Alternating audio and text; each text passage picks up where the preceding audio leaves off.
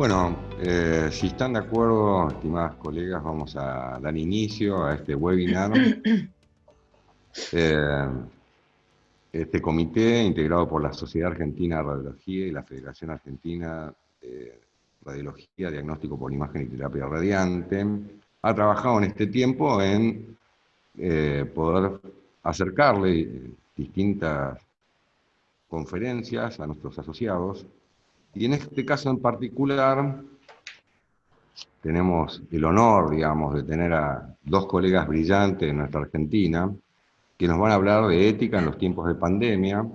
¿Existe un deber de cuidado? Es la pregunta, y los fundamentos morales del deber de asistencia de una pandemia. Contamos con la doctora Silvia Quadrelli, que se desempeña como jefa de neumonología del Sanatorio Güemes, en la Ciudad Autónoma de Buenos Aires. Además es el presidente de la World Association for Bronchology and Interventional Pulmonology y Regent para Argentina, del American College of Physicians. Es directora de la unidad Güemes en la carrera especialista en neumonología de la Facultad de Medicina de la Universidad Nacional de Buenos Aires, directora del Comité de Bioética de la Asociación Argentina de Medicina Respiratoria, y es editora en jefe de la Revista Americana de Medicina Respiratoria. Y además con la doctora Beatriz Gil, que es interconsultora en neumonología del Hospital Regional Concepción, en Tucumán, en República Argentina, perteneciente a la Sociedad Argentina de Medicina Respiratoria, a la Asociación Latinoamericana de Tórax y la Sociedad Respiratoria Europea. Coordina el Comité de Docencia e Investigación y la sección de Patología Pulmonar Intersticial en la Asociación Argentina de Medicina Respiratoria. Además cuenta con una diplomatura en Bioética y Educación Médica de la Universidad Nacional de Tucumán. Es coordinadora en el área de capacitación profesional continua y educación a distancia de la Asociación Argentina de Medicina Respiratoria y miembro del Comité de Ética del Hospital Regional de Concepción. Un gran honor tenerlas a ambas que se dedican a la formación continua de muchos neumonólogos en Argentina y recorren nuestro país brindando sus conferencias y además capacitando a muchos radiólogos del interior, como en mi caso, que he tenido la posibilidad de estar en alguno de esos eventos. Así que muchas gracias por estar compartiendo su tiempo y educándonos. Le cedo la palabra a la doctora Beatriz Gil, si usted quiere comenzar, si está de acuerdo. Gracias, doctor, muy amable. Antes que nada, y mientras voy compartiendo la pantalla, quiero agradecer a la SAR, FARDIT, Comité COVID, que están muy activos en la formación médica durante todo este tiempo de pandemia y a partir de usar todos estos medios que nos da la tecnología. Bueno, agradezco también a toda la audiencia y los que están tomándose este tiempo para poder estar con nosotros y hablar de temas, yo voy a ocultar acá, para hablar de temas de ética y salir un poquito del quehacer cotidiano al que estamos muy sumidos últimamente sobre todo. Como dijo el doctor Daniel, existe un deber de cuidado. ¿Cuáles son los fundamentos morales del deber de asistencia durante una pandemia? En esta primera parte, yo me voy a dedicar a los que serían, digamos, los fundamentos históricos y sociales, podemos decir, del deber de cuidado, y la doctora Quadrelli luego va a hacer referencia a fundamentos éticos, a las conclusiones, y finalmente podemos abrir un espacio para preguntas y discusión. Ninguno de nosotros podemos cuestionar a este momento que esta pandemia en solo 6 meses ha desconcertado al mundo, ha evaluado cruelmente nuestras capacidades humanas y sociales y ha puesto a prueba los sistemas de salud pública en el mundo, aún en países donde son considerados entre los primeros sistemas de salud. y no tan solo en el recurso material, sino en el tan preciado recurso humano. En este caso estamos haciendo referencia específicamente a los médicos, pero sí a todo el recurso humano en salud, que en estas crisis de enfermedades infecciosas altamente contagiosas son posibles víctimas y vectores. En virtud de su capacitación y experiencia, los médicos tienen un papel fundamental en la respuesta exitosa de una pandemia.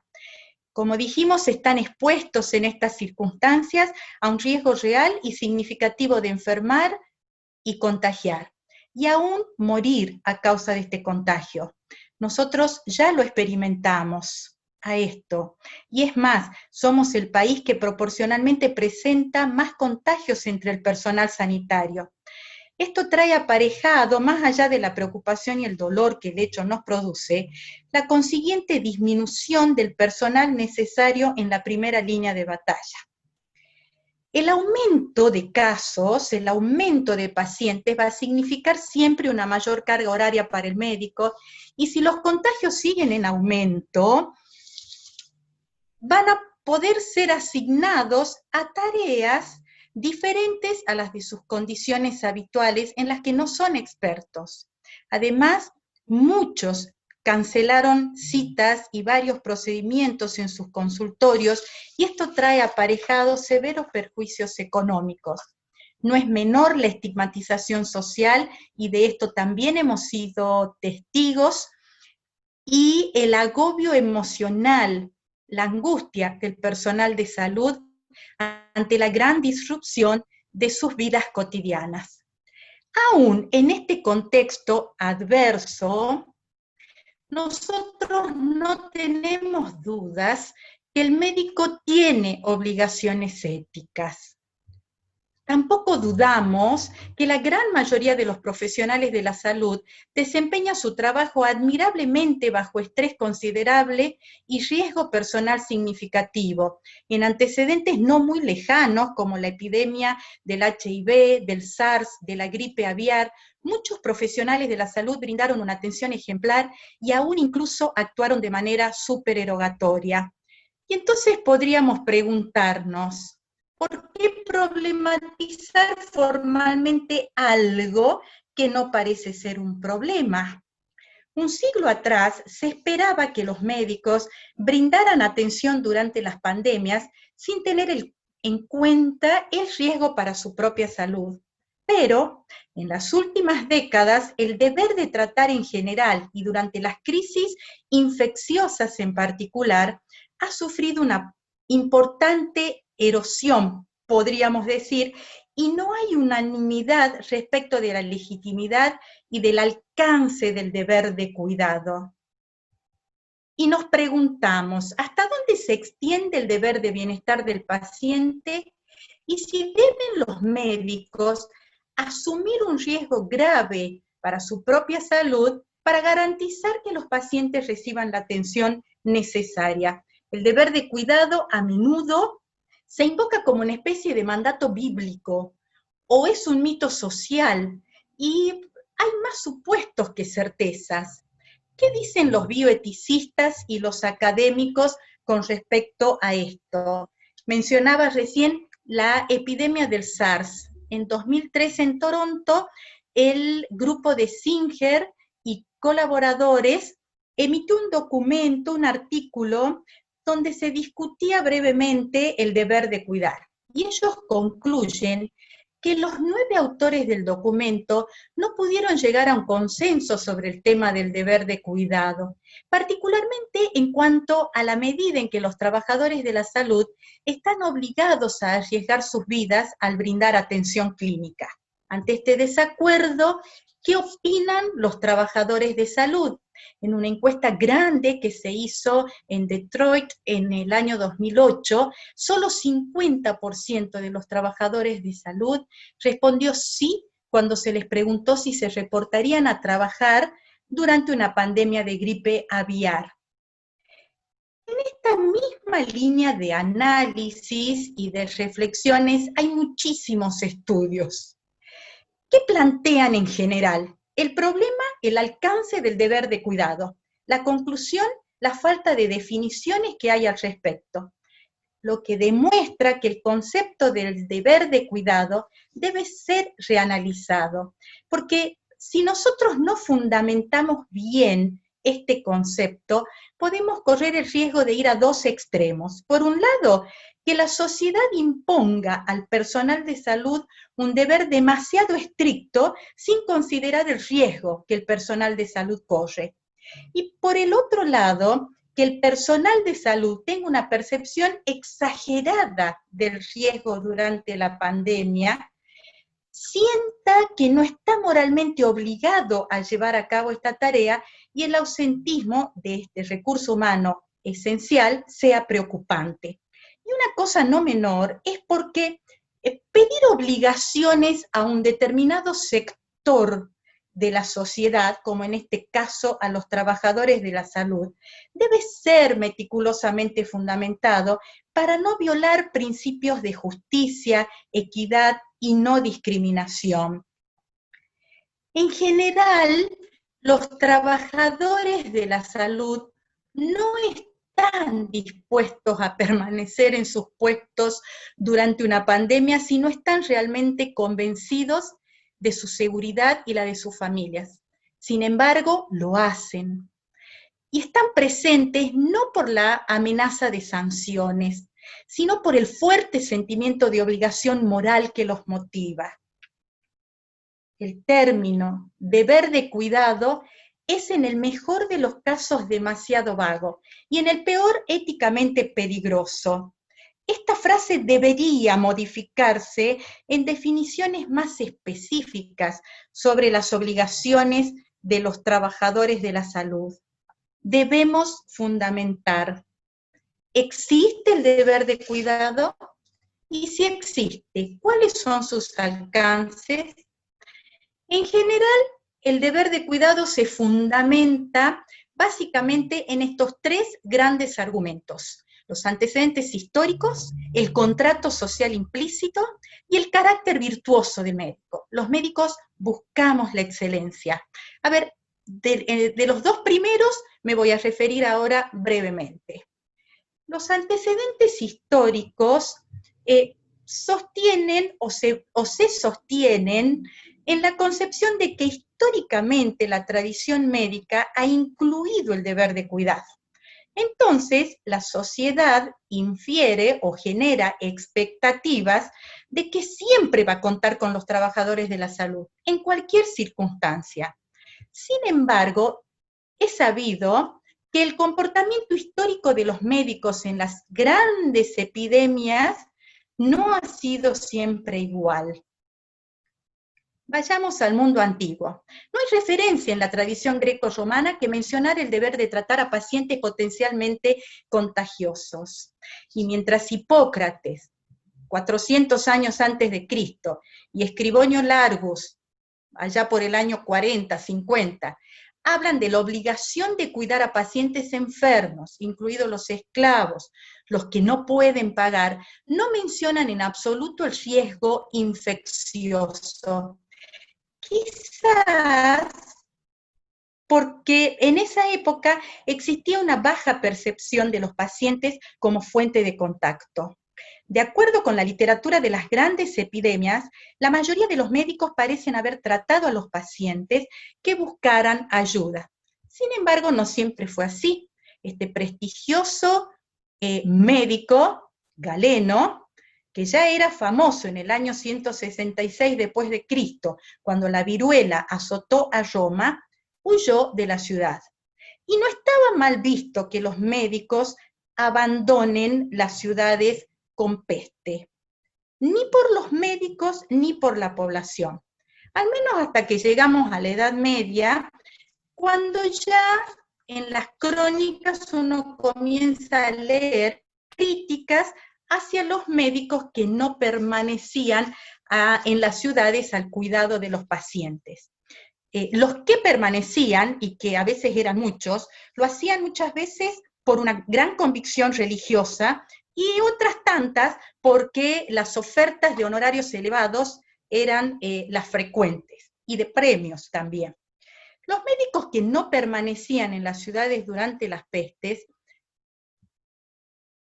esgrimían los siguientes argumentos: el sinsentido de quedarse cuando la medicina no puede curar, las amenazas de violencia por parte de vecinos y de los mismos familiares, el temor al estigma por ser considerados contagiosos y la resistencia a transmitir ellos mismos la enfermedad. Fueron los mercaderes los que por allá de la peste del 1340, y por interés propio, sabían que era importante el control de la enfermedad en el menor tiempo posible. Con cada brote de peste, el principal problema para los líderes cívicos era contener la propagación de la enfermedad, y conformaban juntas de salud, que estaban principalmente compuestas por comerciantes y por médicos, y se firmaban contratos basados en el interés mutuo del médico y el interés de la ciudad. Se ofrecían elevados honorarios y premios, el salario mensual de un médico joven era cercano al de un profesor universitario, y gozaban de ciertos prestigio y privilegios, tanto como el adelanto salarial, o reembolso de gastos de subsistencia, o promesa de ciudadanía, según el caso. Mientras tanto, los médicos organizaban las cuarentenas, organizaban el aislamiento de las víctimas en sus hogares o en los lazaretos, ofrecían niveles mínimos de tratamiento paliativo y podían hacer visitas a los pacientes en hospitales y lazaretos a cambio de elevados honorarios. Mientras que el registro histórico indica que los médicos generalmente huyeron durante los brotes medievales de la peste, la pandemia de gripe española y otras pandemias de los siglos XIX y XX se caracterizaron generalmente por el heroísmo médico. ¿Cuándo aparecen los cambios? En la conceptualización del deber de cuidado. Durante años se pensó que se le había ganado a las infecciones, y en la medida en que las epidemias fueron consideradas cosas del pasado, se comenzó a creer que los riesgos eran mínimos. El Código de la Asociación Médica Americana, en su primera versión de 1847, fue el primero en establecer estándares explícitos. Se esperaba que los médicos durante las epidemias continúen brindando atención a los pacientes, incluso en peligro de sus propias vidas. Las diferentes versiones del Código de la Asociación Médica Americana fueron cambiando en base a estándares éticos que también fueron variando. Así como la primera versión daba este mandato moral a la medicina en general, a la profesión médica en general, a partir de las versiones de 1957 ya se contempla la autonomía del médico en particular, la santidad de la relación paciente-médico individual, y está escrita en esta versión que los médicos deberían prestar el servicio lo mejor que puedan. La versión de 1977 minimizó las obligaciones sociales de la profesión, y la última versión, la de 2017, dice literalmente que los médicos pueden considerar su propio riesgo y bienestar, y aceptar un riesgo personal es una opción moral.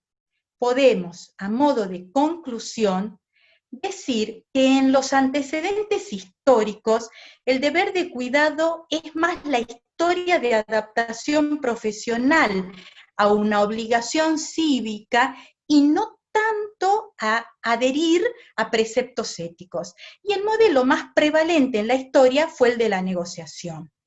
El segundo gran argumento es el del contrato social. El contrato social implícito o inherente a la profesión médica. El médico tiene el deber de cuidar por el solo hecho de haber elegido medicina.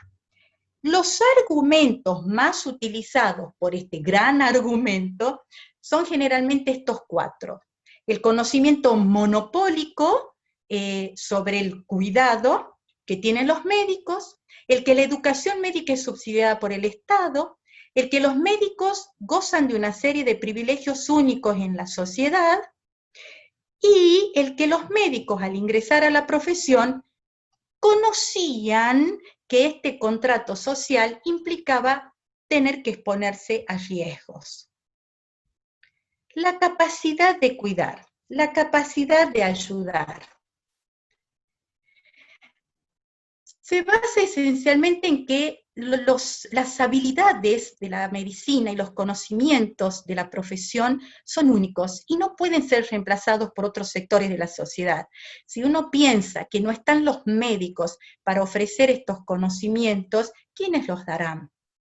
Ahora, si solo se trata de habilidades, este argumento tiene sus debilidades. Muchos tendrían el mismo deber. Por ejemplo, médicos que han perdido la licencia por mala praxis, por ejemplo, o que están en prisión por algún delito, o los empíricos de la medicina, aquellos que han adquirido conocimientos sin hacer un estudio formalizado, o los médicos que trabajan para la industria farmacéutica, o los que cumplen funciones administrativas, podrían ser citados y también asistir durante la pandemia.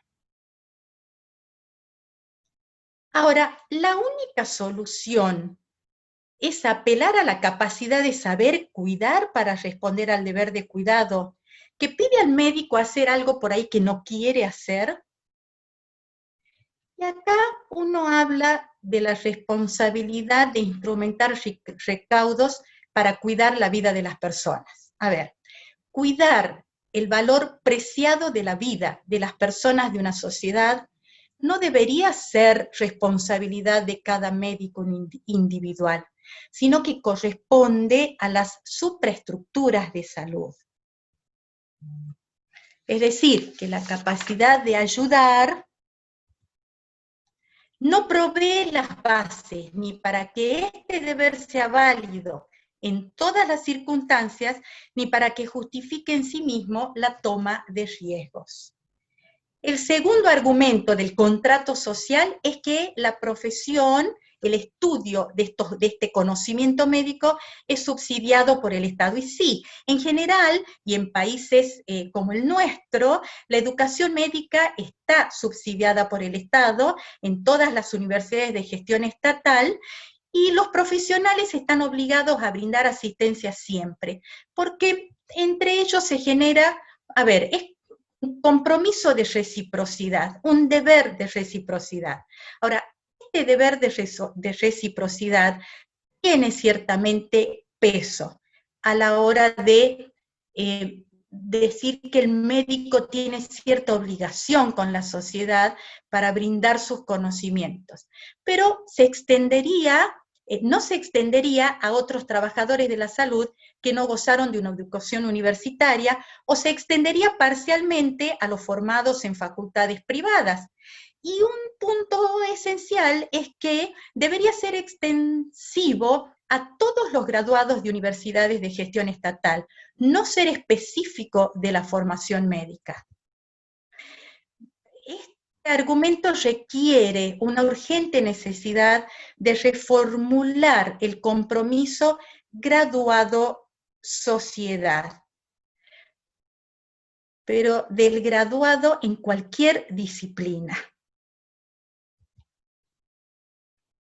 La formación médica es subsidiada por el Estado, ciertamente, y la ayuda recibida por el Estado genera reciprocidad. Se espera que los profesionales pongan sus conocimientos a disposición cuando sea necesario. El tercer argumento del contrato social es el de los privilegios de los médicos. Este argumento, la verdad es que en nuestro país hace agua por todos los costados. Porque si se sustenta en que los privilegios especiales están en la autonomía y la autorregulación de su trabajo que hacen los médicos, en la generosa remuneración que experimentan por esa tarea, y en el enorme prestigio social que tienen, a mí me dicen a dónde hay que ir, que yo ya cambio de residencia. beneficios especiales, los médicos hace mucho que no somos trabajadores independientes. El gran maestro Agrest, que Silvia conoce mucho, hablaba del proletariado médico. Actuamos como empleados, y aún empleados precarizados, mal contratados, de obras sociales o de prepagas. Generalmente no disponemos de nuestros horarios, ni del honorario que vamos a recibir, ni de los horarios que vamos a tener, como dijimos. Beneficios especiales los médicos han sufrido desde hace más de una década en el ámbito público y privado diferentes formas de maltrato, violencia verbal y hasta física, y actualmente discriminación y estigmatización. En ese panorama, los médicos de ninguna manera percibimos que tengamos una posición de privilegio en la comunidad. El mundo que conocimos ya se fue, al menos para los que peinamos canas. Conclusión del tercer argumento, los beneficios de los médicos. No es un argumento sostenible. La profesión médica no goza de beneficios que justifiquen que tengan un deber suplementario al de otros miembros de la sociedad. Y por último, el cuarto argumento, el gran argumento del contrato social, es el del consentimiento implícito. Este argumento sostiene que los trabajadores de la salud conocían la naturaleza de su futuro trabajo y consintieron implícitamente a aceptarlo por el solo hecho de unirse a la profesión. Incluso existe una analogía muy conocida que Fleck la desarrolla ampliamente, pero que puse el primer enunciado. El riesgo es parte de la profesión de la medicina, como es parte del trabajo de la policía, los bomberos o los soldados. La verdad que esta analogía no es así, es falsa, no es real, porque el riesgo en estas ocupaciones constituye parte esencial y rutinaria del trabajo, de los bomberos, del que va a la guerra, del policía, y está descripta en el puesto. Ellos asumen esos riesgos porque la descripción existe. Por el contrario, en situaciones ordinarias es muy baja, casi cero, la chance de que un médico se enfrente realmente a un alto riesgo. Lo estamos viendo ahora con esta situación de pandemia y de crisis sanitaria en especial.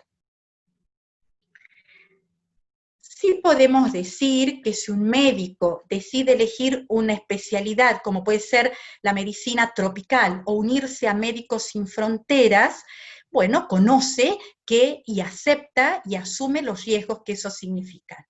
Pero al igual que cuando elige ciertas especialidades. Ahora, todos sabíamos, todos queríamos, no siempre todos conocíamos ni todos nos preparamos para una pandemia como esta. Aceptamos las condiciones que conocemos, no cualquier condición. Todo esto, una vez más, suma datos para la urgente necesidad de contratos explícitos entre la sociedad y los médicos. El consentimiento implícito fundamenta la aceptación de ciertos principios y reglas de la medicina, pero no determina el deber de cuidado.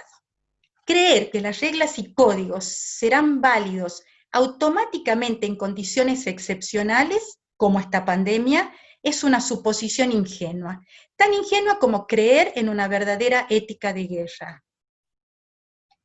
Y si de fundamentación se trataba, la historia sin fundamento.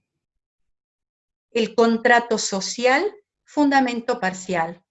Esperemos que en la ética la doctora Quadrelli nos dé el gran fundamento sobre el deber de cuidado que profesamos los médicos.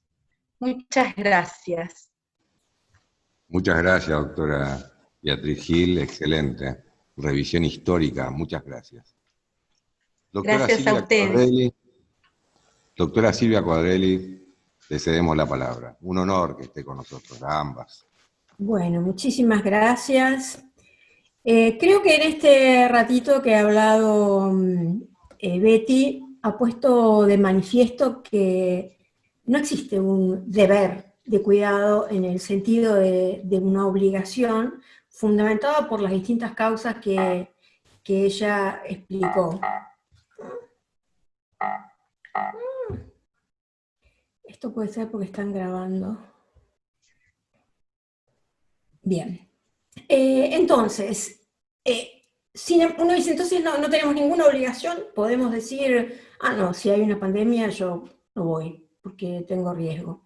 Bueno, la verdad es que si no podemos fundamentar esta actitud que en general tenemos los médicos, que es la de querer formar parte de un grupo que ayuda en una situación de emergencia, quizás no lo podemos encontrar en un deber básico compartido por todos los profesionales, pero quizás hay otra razón que no es la obligación. Los humanos no actuamos solamente por obligación.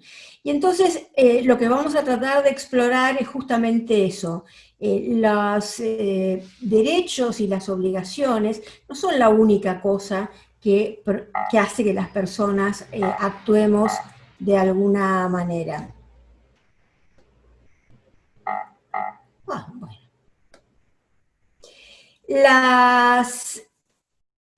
Las virtudes son una parte importante de la medicina. Todos hemos escuchado hablar de lo que es la teoría de la virtud y hacer referencia al médico como una persona virtuosa. Y uno le puede dar un poco de risa pensar que eso es así, sobre todo en una época en que la virtud ha sido sometida a un tratamiento irrisorio.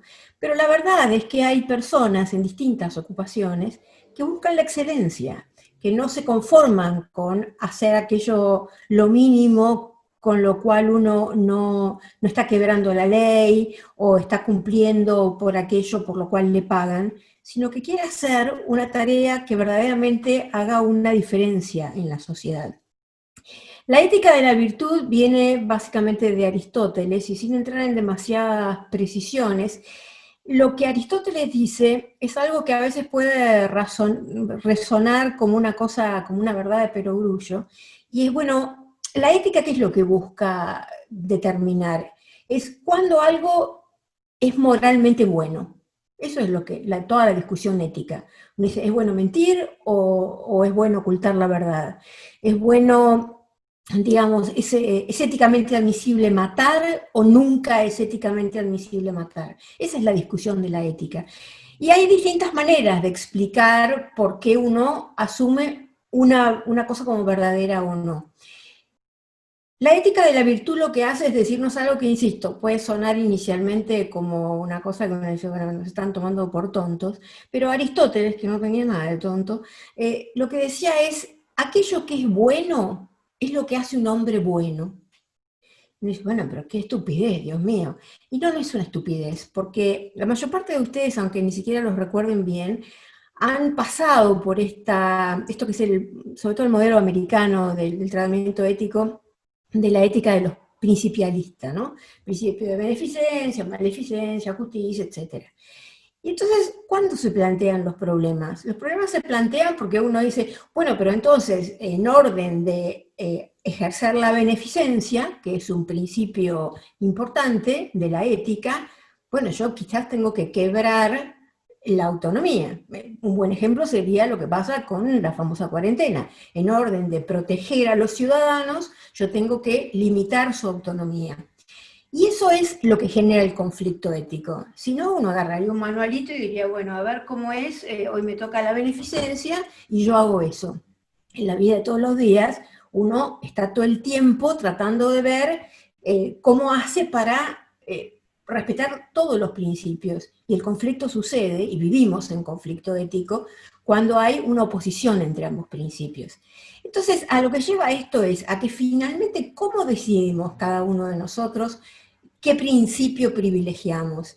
Y eso es por el juicio personal. Y entonces lo que Aristóteles dice es, finalmente la decisión está en el sujeto, y el sujeto puede decidir bien si es una persona buena. ¿Y qué es una persona buena? Una persona que vive en consonancia con aquello que considera que es lo que lo define a sí mismo. Yo siempre discuto con Nacho Maglio, el hijo de Paco Maglio, porque él dice un médico, para ser un buen médico tiene que ser una buena persona. Y yo digo, estamos fregados entonces, porque estadísticamente la cantidad de buenas personas es poca. Entonces entre los médicos no tiene por qué ser diferente. Pero la realidad es que él tiene razón. No se puede ser un buen médico, ni un buen ingeniero, ni un buen presidente, si uno primero no es una buena persona, con los distintos matices que esto puede tener. Entonces, los médicos puede que estemos motivados simplemente por eso, porque queremos ser buenas personas, porque queremos ser buenos médicos. Y esto es muy distinto de decir que tenemos la obligación de hacer algo. Yo puedo elegir apoyar determinadas cosas, ayudar determinadas personas, hacer determinados actos dentro de la sociedad, no porque tengo la obligación. Yo tengo la obligación de no cruzar el semáforo en rojo, yo tengo la obligación de pagar los impuestos, yo tengo la obligación de denunciar a la policía actos ilícitos. No tengo la obligación de ser una buena persona. Eso es un mandato moral y por lo tanto la elección está en mí. Entonces uno dice, bueno, pero ¿quién define cuáles son las virtudes de la medicina? Y Alistair McIntyre es uno de los autores más importantes en la ética de la virtud. Un poquito la modificó poniéndole algo que, claro, es importante en esta época, que es, eso también es una tradición histórica, eso también se va modelando históricamente. Y tal como dijo Betty, la virtud en la Edad Media no era la misma que la virtud dentro de el mundo de los Estados Unidos floreciendo económicamente y creando una actividad independiente como era la medicina como profesión liberal durante la epidemia de gripe de comienzos del siglo pasado. Y tampoco es la misma hoy. Entonces tenemos que entender que tenemos que admitir que el modelo de médico, de qué es un buen médico, de cuáles son las virtudes que tiene que tener un médico, es una construcción social. Y que eso hace que no sea necesariamente definitiva y que tenga que ser permanentemente rediscutida. Ah, no, el médico tiene que, bueno, la gente dice el médico tiene que cuando le conviene, pero nosotros también podríamos decir, y debemos decir, cuando termine todo esto, bueno, la sociedad debe tal cosa, porque lo que nunca funcionan son los contratos unidireccionales. La sociedad no puede imponerle al médico un modelo de virtud si no acepta la parte de responsabilidad que tiene en el ejercicio de esa virtud en tanto ciudadano. ¿Por qué la medicina cayó en esto? Bueno, porque nosotros queríamos ser diferentes. Los médicos todavía ahora, y ese es uno de los problemas, ¿no? Creemos y queremos ser excepcionales, porque en algún momento lo fuimos, en algún momento éramos diferentes, éramos el elemento totémico de la tribu, se acabó. Y ustedes son la mejor demostración, porque hoy es más importante una tomografía computada que uno se pase, como cuando Betty y yo éramos jóvenes, que un tipo se sentaba ahí y ocultaba 30 minutos en silencio y decía, tiene un prolapso de la válvula mitral. Eso no existe hoy. Entonces los médicos hemos ido perdiendo importancia dentro de lo que Roncoroni decía, el complejo médico industrial, y no queremos resignarnos a eso. Pero con eso lo que estamos haciendo es tratando de sostener un modelo en el que somos eso, somos superhéroes en un mundo al que los héroes no le interesan más, y que nosotros mismos estamos construyendo un modelo que no se sostiene. Entonces, cualquiera sean los fundamentos por los cuales nosotros generamos un modelo de virtud, lo que sí es verdad, y es una cosa que tiene datos empíricos, es que la mayor parte de los trabajadores de la salud se perciben a sí mismos como sujetos que tienen que ser virtuosos y que tienen que hacer cosas que el resto de las personas no tienen la obligación de hacer, no tienen el deber moral de hacer. Esto, insisto, no es lo mismo que decir que tiene la obligación, porque uno puede decir que no. Uno tiene todo el derecho del mundo a decir que no. Y esto se ve mucho, y creo que es particularmente importante en subespecialidades como la radiología, porque cuando alguien decidió hacer imágenes, Bueno, imaginó un tipo de vida y estableció un tipo de contrato con muchas particularidades desfavorables en cuanto al modelo de trabajo, pero también con ciertas cosas. Bueno, a mí no me vengan a llamar a las 3 de la mañana para hacer un parto. Ninguno de ustedes pensó que iba a tener que hacer eso en su vida. Entonces la sociedad no tiene derecho a decirles ahora, bueno, usted tiene que ir al frente de batalla y hacer una tomografía en un COVID positivo, aunque no tenga equipo de protección personal. No, usted nunca prometió que iba a hacer eso y no tiene por qué hacerlo. Entonces, la virtud en medicina no es una discusión semántica, es concebirlo como eso, como que es una decisión moral individual que reside en el carácter moral de la gente y no en una obligación que la sociedad tiene derecho a reclamarle, es una diferencia que es extremadamente importante. ¿Dónde se basa este reclamo de virtud que la sociedad nos puede hacer? Aunque obviamente no está definida, estamos partiendo de eso. Bueno, ¿qué es hoy un médico virtuoso? Si ya no le damos lo que le dábamos antes, ¿hasta dónde tenemos derecho a pedirle? No le pedimos lo mismo a los maestros, no le pedimos lo mismo a los niños, no le pedimos lo mismo a nadie que hace 50 años. ¿Por qué le vamos a pedir lo mismo a los médicos? Entonces, ese contrato hay que rediscutirlo, ese contrato moral. Siempre va a haber una razón por la cual estamos más obligados los médicos, y es la diferencia de poder. Lo que todavía caracteriza a los médicos, y es parte de la problemática dentro de una epidemia como esta, es la diferencia de poder. Porque los periodistas podrán sentarse ahí y decir, pero no pasa nada, y mucha gente, como es lo que quiere escuchar, vendrá y nos dirá a nosotros, no, pero la cuarentena es un disparate, si no pasa nada, si esto es un abuso de poder, pero cuando se contagian, no van a buscar a Cristina Pérez o a Eliana Ganosa, porque saben que lo podemos hacer nosotros, no lo pueden hacer ellos. Pero eso quiere decir que en ese momento de la enfermedad y de cualquier otra enfermedad, no importa cuán poderoso sea, en dinero, en poder político, en poder económico, en poder directo, uno, como médico, tiene un poder que no tiene el otro, y esa relación es asimétrica. Y siempre el que tiene más poder tiene más obligación respecto de aquel que es más vulnerable en cualquier acción de la sociedad. Por eso, teóricamente, la aspiración del altruismo, a quienes no tienen cierta aspiración por el altruismo, o sea, por hacer el bien, por la empatía de que otra persona que es más vulnerable que uno pase el menor sufrimiento posible, y no debieran ser médicos. Lo cual puede adoptar formatos diferentes. Lo que ustedes hacen para que alguien se sienta bien no es lo mismo que tenemos que hacer nosotros, que a su vez no es lo mismo que tiene que hacer un paliativista, que a su vez no es lo mismo que tiene que hacer un anatomopatólogo.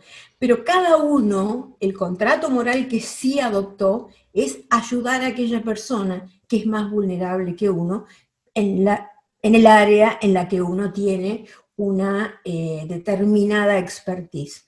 Y sin la adquisición de un conjunto de virtudes de carácter, nadie debería ser médico. Ahora, yo digo esto, por supuesto todos ustedes están de acuerdo, tienen que estar de acuerdo, pero todos saben que no es verdad. Aún para ustedes que tienen una relación quizás más limitada con los pacientes desde el punto de vista personal, lo que todos los médicos escuchamos todo el tiempo y vivimos cuando nos toca estar del otro lado, es que los médicos han perdido totalmente la empatía. Los médicos no escuchan a los pacientes, los médicos no son compasivos, los médicos no le dan, Roncoroni decía, lo más importante que un médico le puede dar a un paciente es su corazón. Y es así, porque es una persona que necesita ayuda, y no por motivos religiosos, no por motivos de obligación, no por motivos de carácter social o político, por motivos morales. Uno eligió, como el maestro, como el bombero, como qué sé yo, tantas profesiones de servicio. Las profesiones de servicio coinciden en eso, en el hecho de que tienen esta obligación moral, este contrato, diría yo, moral, de ayudar a aquel que es más vulnerable que nosotros. Entonces, la sociedad en general tiene derecho a tener esa expectativa, y sin embargo se banca relativamente bien, como puede, más allá de que por otro lado genere últimamente muchas agresiones hacia los médicos, pero se banca que los médicos traten a los pacientes de una manera que no es la que está formulada en el contrato. Porque yo no tengo por qué aguantar que un paciente me maltrate, ni que sea impertinente, ni que diga cosas impropias, porque no soy su esclavo, soy una persona que lo está ayudando en el uso de sus capacidades, pero sí tengo la obligación moral de escucharlo, de tratarlo bien, de ponerme en su lugar. Si hay una cosa que el médico no puede dejar de tener es la empatía. Pero empatía y trabajar sin equipo de protección personal no es lo mismo, son cosas enteramente diferentes.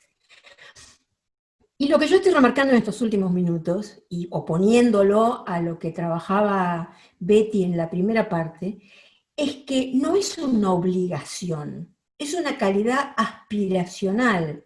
Yo, Betty, el doctor Forlini, el doctor Rossini, cada uno de ustedes quiere ser un buen médico, quiere ser el mejor médico que esa persona que tiene adelante pueda encontrar. Quiere ser el que haga que la vida de esa persona que tiene adelante y que está sufriendo más o menos sea mejor. Que por ahí uno no tiene, yo no espero del colectivero.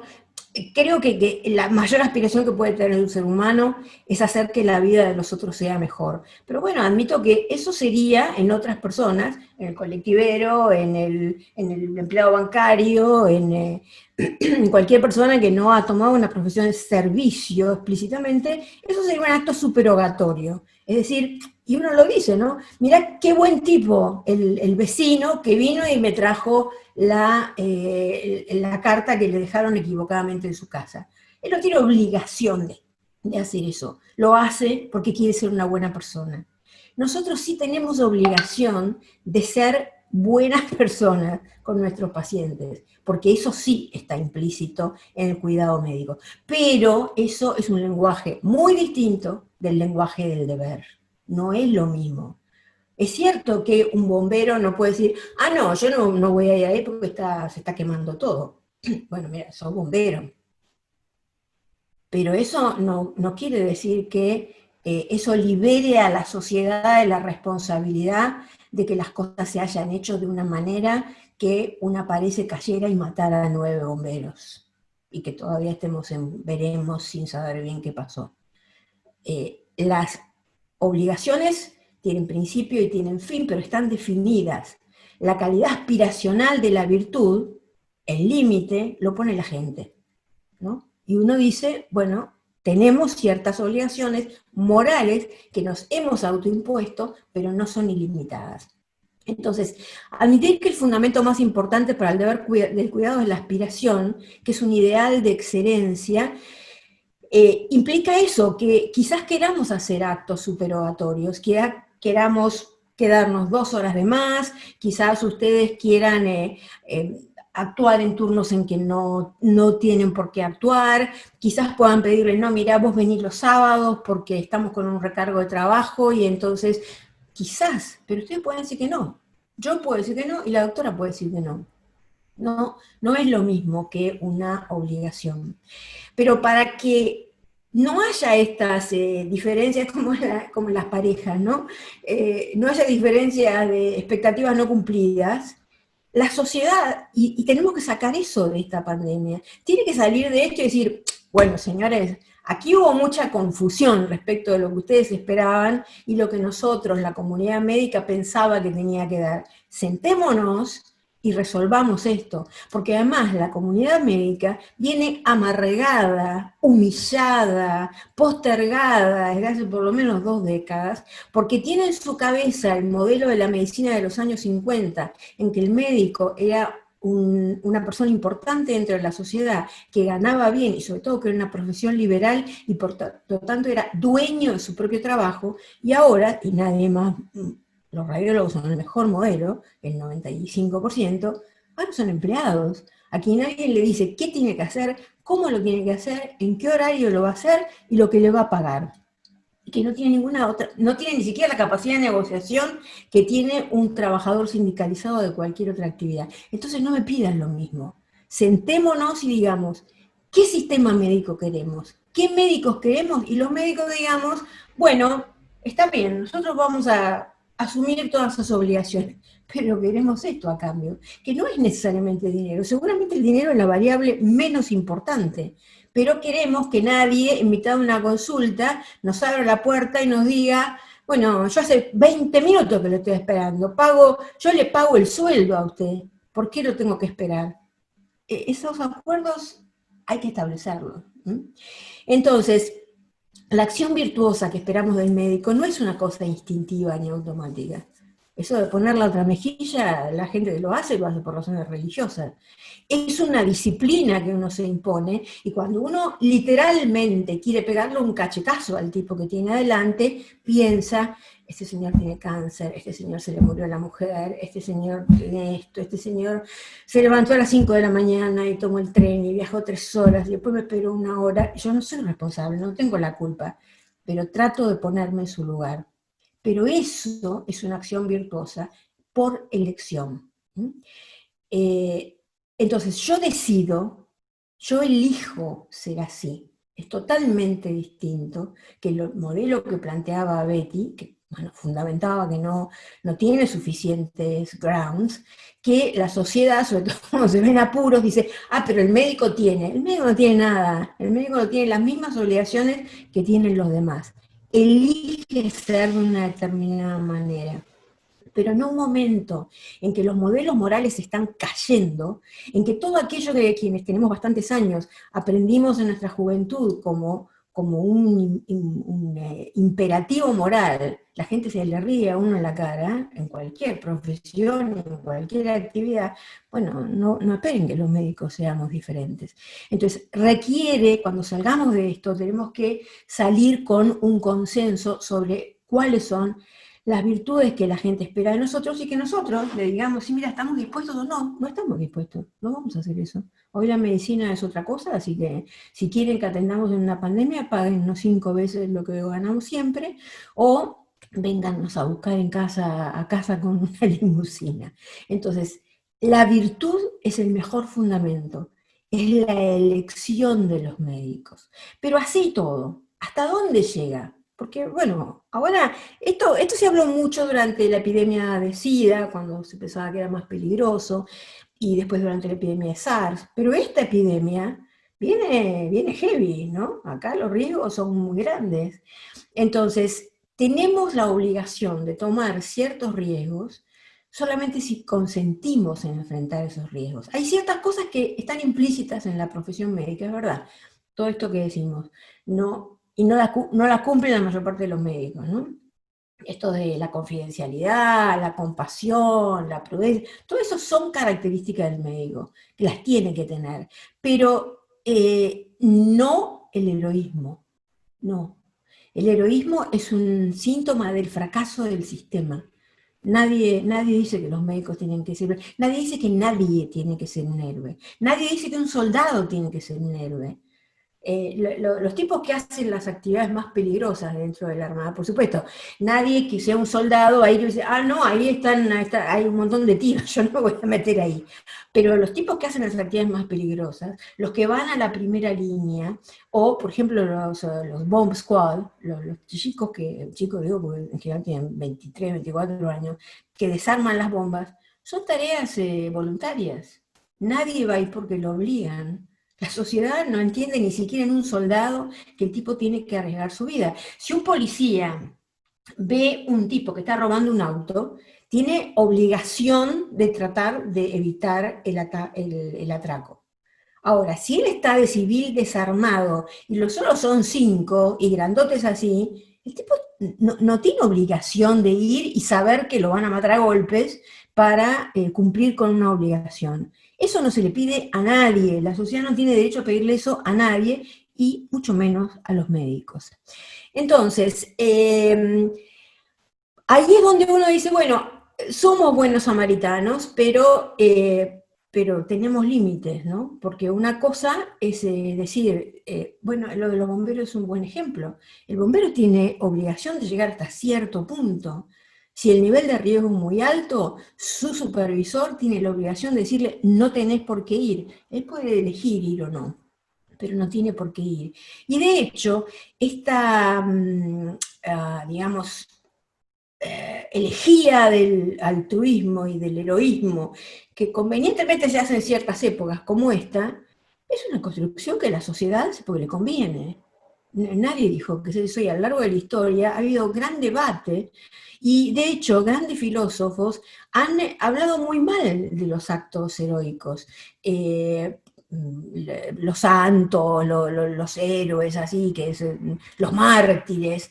Bueno, en general es un tema muy, muy discutido, tanto dentro de la teología como de la teoría filosófica, que esos tipos no necesariamente son mejores que el resto, porque en general esas cosas se hacen en respuesta a una demanda interna, no necesariamente porque sean como son, ¿no?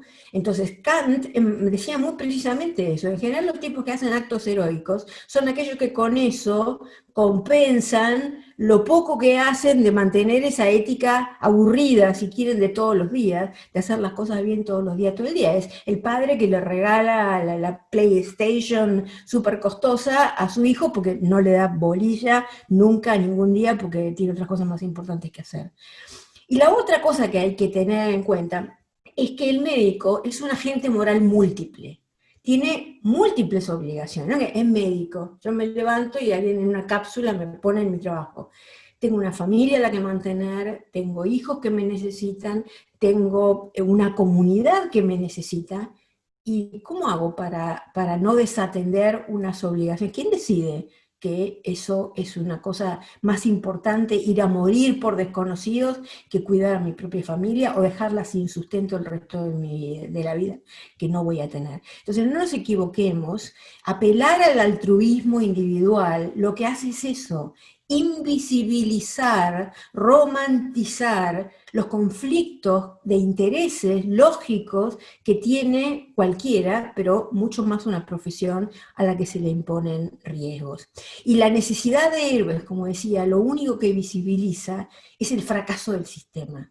¿Por qué murieron tantos médicos en Italia y por qué muchos de nuestros compañeros trabajaban 48 horas seguidas? Porque no había suficientes médicos, porque hubo una sociedad que no se ocupó de sostener un sistema de salud suficiente para responder a una pandemia. Esto no es una cosa que la mandó Dios. Esta es la quinta pandemia en una década. Entonces, era esperable que pasara esto, todo el mundo sabía que iba a pasar esto. Hubo una sociedad que eligió autoridades que dijeron, bueno, pero así, volando bajito, llegamos y ponemos la plata en otra cosa. Entonces, bueno, después no le pidan a los médicos que resuelvan lo que fue la decisión de toda una comunidad. Eso del noble sacrificio es un invento que no fue de los médicos. Y la demanda de protección adecuada para cualquiera que trabaje en una situación como esta es una obligación moral. Todo depende de las situaciones personales de cada uno, pero morirse no siempre es un derecho así plano, ¿no? Porque la gente tiene obligaciones. La gente que no tiene hijos, bueno, la verdad podemos morirnos cuando queremos, pero el que tiene hijos no puede morirse cuando quiere, tiene que cuidar su vida, lo hubiera pensado antes si quería. Y es el problema que tienen las profesiones que sí intrínsecamente tienen mucho riesgo. Entonces, los médicos tienen deberes, pero también tienen derechos, y por eso deben exigir reciprocidad. Y en esto actúa, como ya hemos definido que el médico es un empleado y nada más. Bueno, no le pongamos todo al médico. Que la profesión médica tenga ciertas obligaciones con la sociedad, no quiere decir que Juan, Pedro, Elena tengan estas obligaciones que cargar sobre los hombros. Las tienen las prepagas, las tienen las obras sociales, las tiene el Estado fundamentalmente, las tiene la sociedad en su conjunto. Entonces, no es justo pedirle a los médicos que sean el agente a sacrificar solamente porque alguien no pensó en su momento que había que hacer las cosas de otra manera. Entonces, ya para terminar, una pandemia es un evento social enorme. Todo el tiempo se lo ha comparado con la guerra. Bueno, en la guerra, si ustedes por lo menos los más grandes, que han visto películas de la Segunda Guerra Mundial, ¿qué es lo que le hizo ganar a Inglaterra la guerra a pesar de la situación totalmente desventajosa que tenía? ¿A qué apeló Churchill como la cosa más importante, aparte del apoyo americano, lamentablemente? Al compromiso de la sociedad, a esto se llamaba el home front, que la gente sintiera que cada papa que cultivaba, que cada pedazo de carne que no compraban en el mercado negro, que cada cosa que hacía lo que le pedían que hicieran, estaba haciendo el mismo esfuerzo que estaba haciendo un soldado en el frente. Y eso es así. No es una manera de decir románticamente las cosas. La sociedad no puede confiar en el sacrificio de unos pocos, porque además si son pocos se acaban, que es lo que está pasando durante las pandemias. Entonces, cada persona durante una emergencia, como es una pandemia o como sería una guerra o una catástrofe natural, tiene un deber de cuidado distinto. Y el ciudadano común o un trabajador de áreas no esenciales también tiene una obligación. Entonces, ¿cuál es la obligación? ¿Cumplir la cuarentena? Bueno, cumplila. Hacer lo que te dicen que hagas, hacelo, porque la principal responsabilidad no es la del trabajador de la salud, es la de cada uno de los miembros de una sociedad, y entonces esto se transforma en un deber universal, ¿no? Que yo me siento y miro, no, que se ocupen los médicos, no funciona así. Entonces, el rescate es un asunto de todos, ¿no? Es una frase que ya ha sido citada. Entonces, los recursos morales que todos necesitamos que la sociedad tenga son el respeto mutuo, el sentido de la dignidad e igualdad de las personas, la empatía y la identidad moral de una persona. Pero no nos equivoquemos, el grado de catástrofe depende de las acciones políticas o sociales o de la falta de decisiones que tomen las sociedades. Las sociedades a través de sus representantes, pero bueno, finalmente las sociedades, en sociedades democráticas por lo menos, y nosotros nos preciamos de hacerlo, son la expresión de lo que la sociedad ha votado. Entonces, conociendo el planteo que nos tenemos que hacer de aquí a futuro, porque insisto, esto se va a terminar, pero yo no puedo decir cuánto tiempo, porque va a venir otra, va a venir otra, igual a esto o peor. Vendrá de China o vendrá de donde fuera. Entonces, conociendo nuestra vulnerabilidad, habiendo visto ahora que no importa cuánta plata tengas, que no importa que tengas OSDE 915, te podés enfermar y te podés morir si no hay un sistema de salud sólido que te respalde.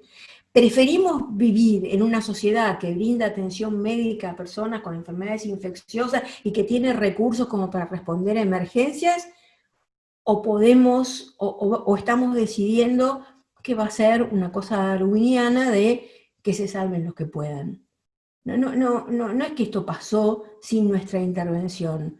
Nosotros hemos decidido qué sociedad queríamos y vamos a futuro a tener que decidir, nosotros, Europa, Estados Unidos, el resto de América Latina, qué tipo de sociedad queremos. Lo que uno no puede es lavarse las manos y decir, yo no sabía de todo esto. Entonces, ni santos ni héroes. Solamente tenemos que ser ciudadanos responsables y vamos a tener la sociedad que queramos tener. La sociedad no la construyen 5 personas, la sociedad la construye la suma de los individuos que forman una sociedad. Bueno, muchísimas gracias. Muchas gracias, doctora Quadrelli. Muchas gracias. Si me permiten, quisiera homenajear Excelente, al doctor... Silvia, gracias. Si me permiten, quisiera homenajear al doctor Miguel Duré, que era el jefe de terapia intensiva del Hospital Perrando, que lamentablemente tuvo COVID y falleció, una persona muy querida en nuestro medio. Yo resido en la ciudad de Resistencia, en el Chaco, y causó un gran impacto en la comunidad, ¿no? Eso en relación a lo que usted mencionó, doctora Quadrelli, del heroísmo, y de lo que destapa en realidad son las fallas del sistema, ¿no? Ese contagio se debió a una maniobra que realizó en un paciente traumatizado, digamos, y se infectó, lamentablemente, con un mal desenlace. Quería referirme, doctora Beatriz, usted en algún momento mencionó de que en la Edad Media aquellos que estaban en contacto con los enfermos eran estigmatizados como contagiosos. Bueno, un poco de la Edad Media lo estamos viviendo acá en nuestra zona, lamentablemente, Como ustedes saben, Resistencia, la ciudad de Resistencia y de Corrientes, está unida por un puente, el puente General Belgrano, y nos separan solamente 30 kilómetros. Muchos colegas de ambas provincias se cruzan y trabajan a una y a otra orilla del río Paraná. Sin embargo, digamos, la sociedad ha presentado algunos estigmas, digamos, de esta Edad Media, apedreando los autos de los colegas que se cruzaban de Corrientes a Resistencia, tal es así que ha llevado a que muchos colegas pidieran licencias sin goce de haberes para no tener que cruzar el puente y ser sometidos al castigo social. Se han vivido situaciones terribles, ¿no? Terrible. Terrible, así que quería que supieran, digamos, que no sé cómo se vive en AMBA, en Capital o en Gran Buenos Aires, pero acá se vivió con una intensidad difícil por momentos para soportar para el ambiente médico, ¿no? Sí, al principio acá hubo mucha cosa de eso de que le ponían carteles a los médicos de andate del departamento, rata asquerosa, rata infecciosa. Después hubo varias intervenciones judiciales y además la gente, bueno, vino el otro extremo que también es un problema, que es que está mucha gente en esto de que, bueno, no pasa nada, esta cosa bolsonarista de la gripeciña nomás. Entonces se olvidaron de los médicos. Sí, un poco estas crisis, y cuando uno ve atrás en la historia de la humanidad, lo que hacen es sacar un ser humano que es ser humano de toda la vida, digamos, ¿no? El ser humano ha tenido los mismos odios, los mismos amores, la misma tendencia a cumplir y la misma tendencia a transgredir. Uno piensa que a esta altura nuestra civilización debería ser distinta, porque creo que una vez en una reunión con un gran maestro dijo que el cambio, a decidirse y a estar convencidos, como decía Silvia recién, de hacer lo correcto, asienta en 3 pilares: educación, educación, educación.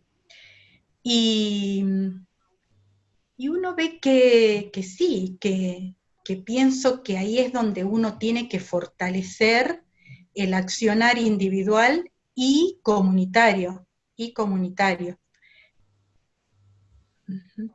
Yo quisiera hacerles una pregunta a ambas, si me responde. Estaba releyendo un poco el prólogo del Código de Ética para el Equipo de Salud que redactó el profesor Hurtado Hoyo, y me encontré en él que plantea que en algunos momentos aparecen nuevos nubarrones de incertidumbre. Me parece que esta pandemia es un nubarrón, ¿no? Y él habla de la premonición de que pueda llegar un poshumanismo para la medicina, donde se supone que va a afectar la noción de tiempo, de vida, de longevidad, el significado de la muerte. ¿Creen que va a haber algo de eso o nada va a cambiar? Yo creo que sí, que la sociedad va a ir cambiando, no sé si nosotros lo vamos a ver, porque nuestros tiempos son más breves que los tiempos históricos, pero la sociedad está en general en un momento de cambio y la posición del médico y el rol de la medicina y la concepción de la vida están cambiando y se ve en esta pandemia, ¿no? Hablábamos hace poco del libro La Guerra del Cerdo de Bioy Casares, y decíamos, la gente tomaría la pandemia de la misma manera si los que se murieran no fueran predominantemente los viejos.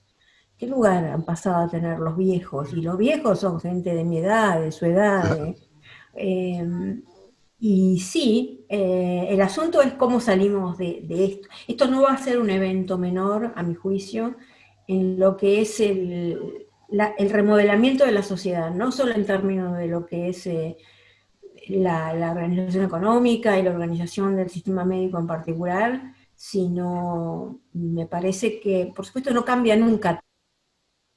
El asunto es si hay una masa crítica de gente que cambia, que hace que, bueno, que un día la manera en que se comportaba el feudalismo no fue la de la modernidad, y tampoco fue la de la posrevolución francesa, ¿no?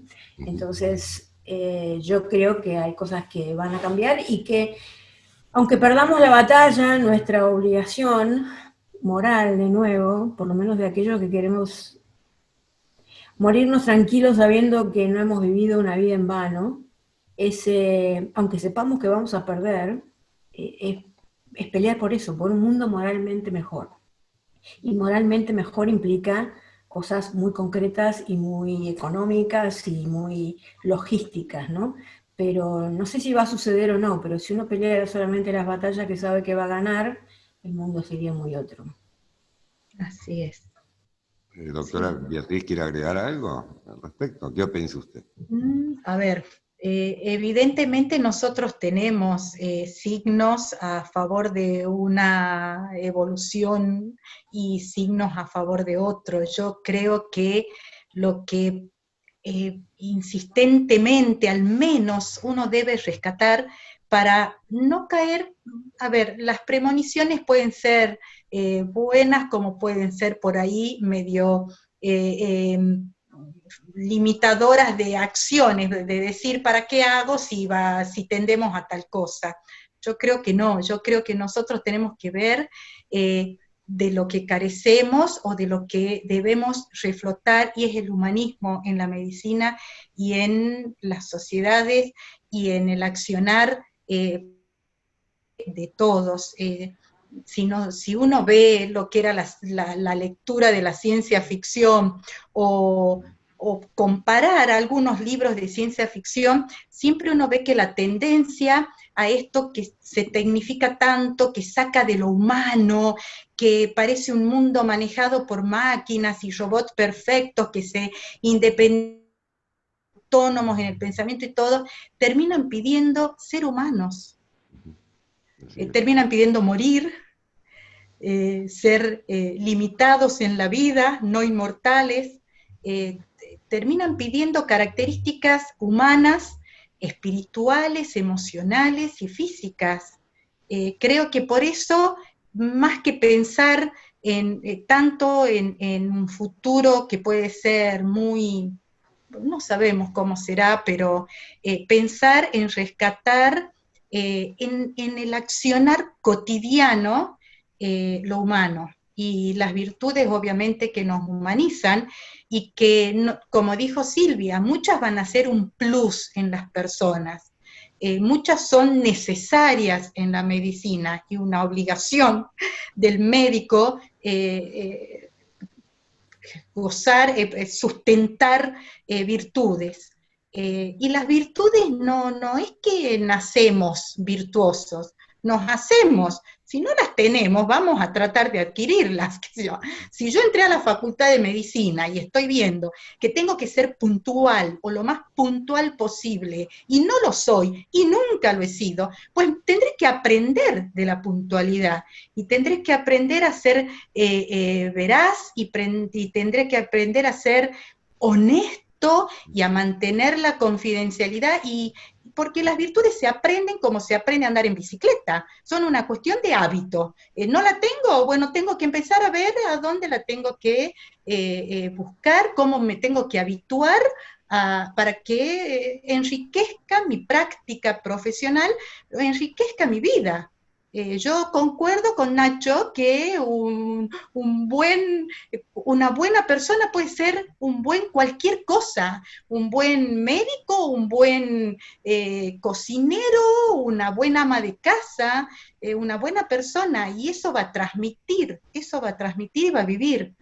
Así que yo pienso en concentrarnos en el presente y en el futuro inmediato, de rescatar lo mejor que podamos sacar de cada uno en esta crisis, nuestras mejores versiones, como dicen los jóvenes, y enraizar en el humanismo, las acciones en el humanismo. Yo Muchas creo, gracias. completando Perdón. lo que dice, perdón, pero a mí eso me parece muy, muy importante, ¿no?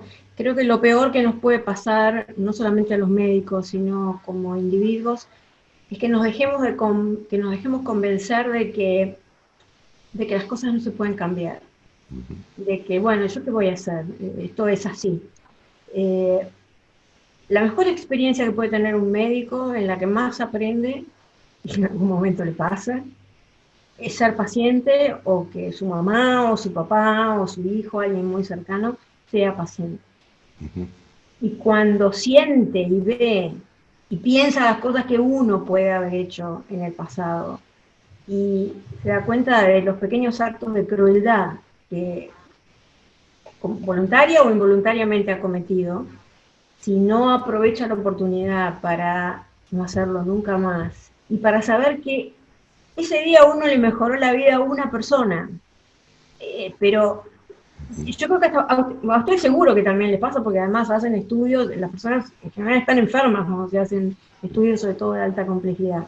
Cuando uno se queda distraído mirando porque nosotros miramos todavía, ahora no, pero las placas físicas, y se queda distraído porque se perdió, y de repente vuelve la cara hacia el paciente y ve la ansiedad con que el paciente lo mira, porque uno se quedó un poco más largo que lo esperable mirando una tomografía, adquiere conciencia de la importancia que tiene para ese tipo que dejó de ir a trabajar, que se bañó, que esperó, que estuvo ansioso, que la esposa lo llama 3 veces por teléfono mientras está en la consulta para ver cómo salió todo.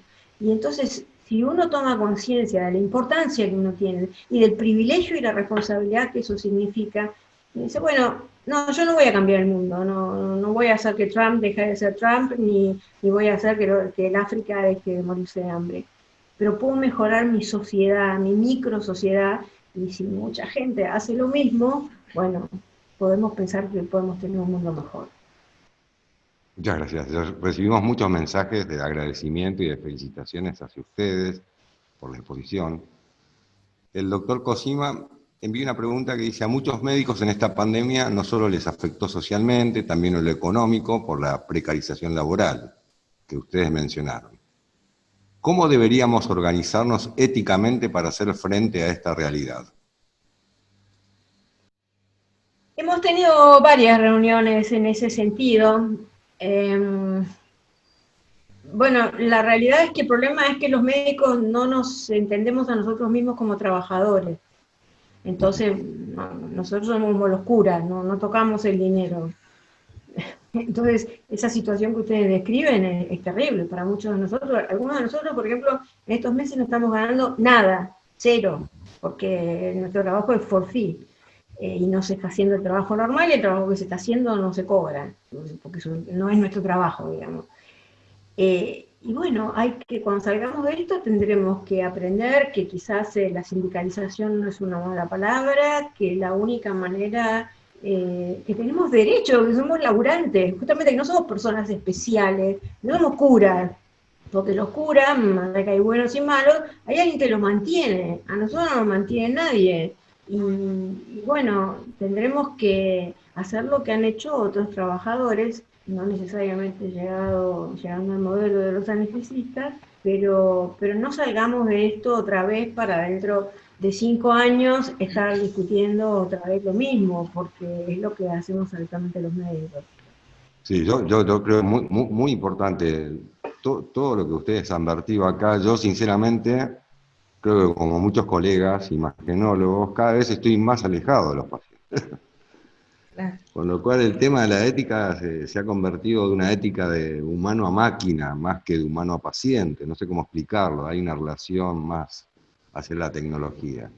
Están exentos de esto aquellos que hacen ecografía, aquellos que hacen intervencionismo, como Sebastián Rossini, que están más en contacto, pero muchos de nosotros nos manejamos con un monitor, le hablamos a un grabador, nuestra palabra se transcribe por una computadora, ni siquiera vemos a los administrativos o secretarias. Nuestros brazos y manos son el personal técnico licenciados en bioimágenes, ¿no? Creo que es importantísimo los conceptos que ustedes han vertido acá, porque nuestra especialidad se aleja cada vez más del ser humano, ¿no? No sé si ustedes tienen esa sensación y esa mirada hacia nosotros, hacia nuestra especialidad, y sería muy importante porque ustedes sí están todo el tiempo cara a cara, como se dice, con los pacientes. Particularmente, yo voy a responderle bueno, si bien creo que que detrás de ver el estudio, ustedes deben ver que detrás de ese estudio hay un ser humano, y ponen todo su afán en la interpretación y en el informe que comparten al colega que ha solicitado el estudio, y eso se nota. A ver, particularmente, para mí, ustedes son imprescindibles. Bueno. Porque realmente tienen en este momento de lo que es la imagen, una herramienta que a los médicos clínicos nos proporciona muchísimos datos. Y el hecho que, y ese hecho creo que ha llevado a dos cosas. Una, a que realmente nosotros les podamos decir que están detrás de una máquina y por ahí no tienen el contacto con el paciente, pero detrás de ese paciente está la misma ansiedad de cuando ha ido a hacerse el estudio que cuando ha ido a retirarlo. Y si está selladito, al consultorio llega sin el clip, porque han sacado y han leído lo que ustedes han escrito. Y nos piden después, punto por punto, que les expliquemos qué es lo que ustedes han puesto ahí. Y eso es muy importante, porque detrás de cada palabra hay un ser humano también. Y por el otro lado, creo que es tanto lo que la imagen nos está brindando a la práctica, que es ya muy raro, o al menos en nuestra especialidad, y Silvia va a coincidir, que nosotros no tengamos un contacto directo con el especialista en imágenes al que le solicitamos el estudio.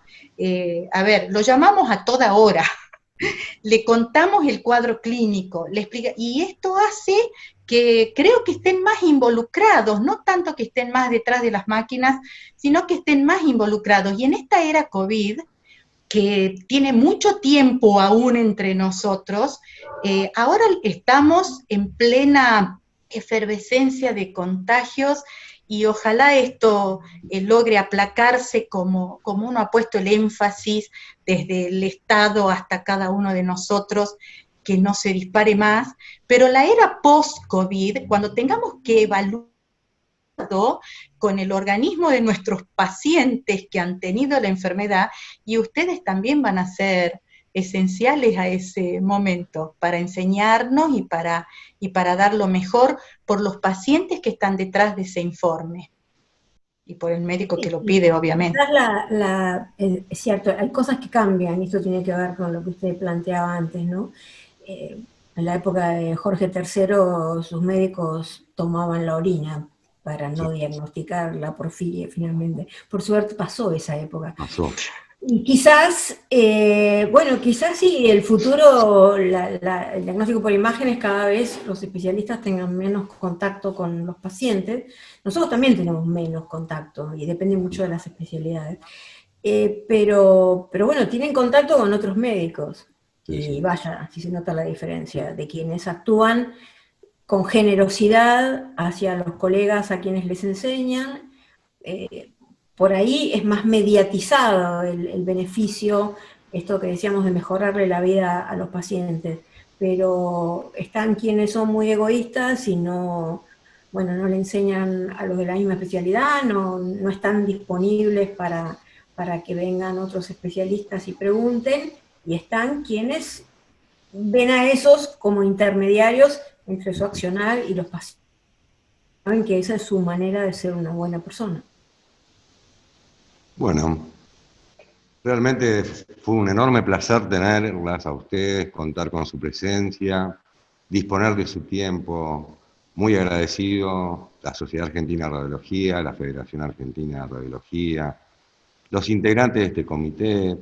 Quiero agradecer también a la empresa Bayer, que nos permite utilizar esta plataforma para hacer estos webinars.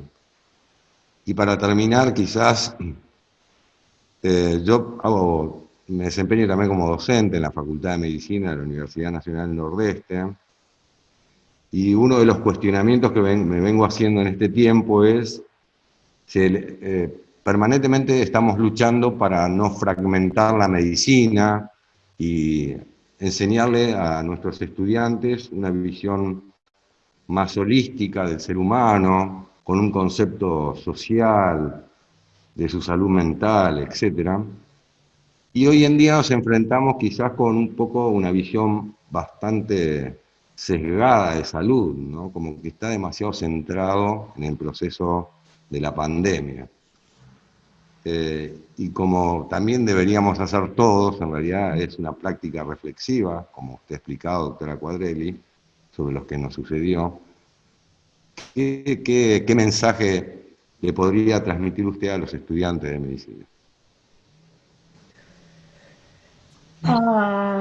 Creo que los viejos cada vez nos cuesta más entender a los jóvenes porque son muy diferentes de nosotros. Pero creo que la historia es esa, ¿no? Es como decía ese afiche de Bansky que estaba en uno de los diapositivos.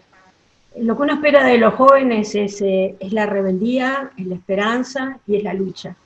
Entonces, aquí es donde termina, en ese afiche dice Bansky, aquí es donde termina la desesperación y empieza la esperanza. Y entonces, ese mensaje de el mundo médico tiene que ir hacia donde usted dice, hacia el respeto por el ser humano y una manera distinta de trabajar. Entonces, admitamos, bueno, quizás nosotros fracasamos parcialmente como generación porque nos agarró la revolución tecnológica. Bueno, transmitámosle a los jóvenes eso, el espíritu revolucionario que tienen que tener los jóvenes de no renunciar a la idea de un mundo mejor, al menos en lo que nos toca de lo que es el ejercicio de la medicina. El mismo espíritu que teníamos nosotros a los 20 años. Un placer. Muchas gracias. El placer ha sido nuestro. Gracias. Gracias a todos. Gracias. Gracias. Muchas gracias. Hasta luego. Chao.